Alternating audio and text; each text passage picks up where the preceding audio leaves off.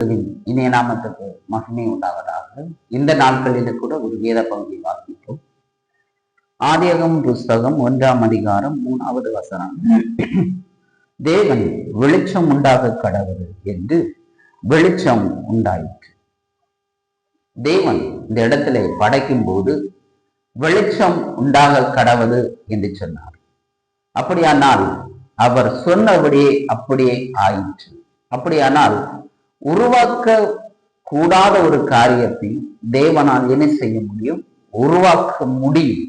தேவன் மட்டும்தான் ஒரு பொருளை உருவாக்குற தன்மை உடைய ஒரு மகிமை உள்ள தேவனால் அவர் இருக்கிறார். அப்படியானால் தேவன் வெளிச்சம் உண்டாக கடவுள் அப்படின்னு சொன்ன உடனே அந்த இடத்துல வெளிச்சத்துக்கு என்ன தேவையோ அந்த பொருள், அந்த ஒரு உலோகம் நம்ம அந்த இடத்திலே உருவாக்கி வருகிறதை பார்க்க முடிகிறது. அப்படிதான் வேதம் சொல்லுகிறது, தேவன் வெளிச்சம் உண்டாக கடவுள் என்றார். அப்படி சொன்ன உடனே அந்த இடத்துல வெளிச்சம் கொடுக்கிற என்ன பொருள் தேவையோ அந்த இடத்துல அந்த பொருள் ஒரு வடிவமைப்பு உண்டாகிறதை நாம் பார்க்க முடிகிறது. அதுதான் ஆண்டவர் சொல்லுகிறார், அந்த இடத்துல ஒரு வடிவம் உருவாக்கப்பட்டு வெளிச்சமாய் வர பண்ணுகிறதை பார்க்க முடிகிறது.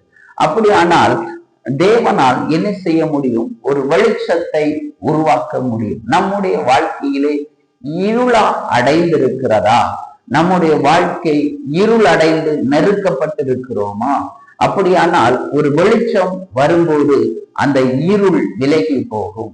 அதை புரிந்து கொள்ளுங்கள். நம்முடைய வாழ்க்கையில் இருக்கிற பிரச்சனைகள், போராட்டங்களை கொண்டு வருகிற ஒரு இருள், அந்த இருள் இப்போது மாறி ஒரு வெளிச்சம் உண்டாகும் போது அந்த இடத்திலே உங்கள் வாழ்க்கை முற்றிலுமாய் ஒரு ஆசீர்வாதமாய் மாறும். அப்படியானால் கர்த்தர் இந்த வார்த்தையோடு உங்களோடு பேசிக் கொண்டிருக்கிறார். வார்த்தை உங்களை வெளிச்சத்தைக்குள்ளே கொண்டு வரும். வார்த்தை வழியாக தேவன் இடைபடும் போது உங்கள் வாழ்க்கை ஒரு வெளிச்சத்தை கொண்டு வருவதற்கு தேவன் வல்லமை உள்ளவராயிருக்கிறார். கர்த்தர் இந்த வார்த்தை மூலமாக உங்களை ஆசீர்வதிப்பாராக.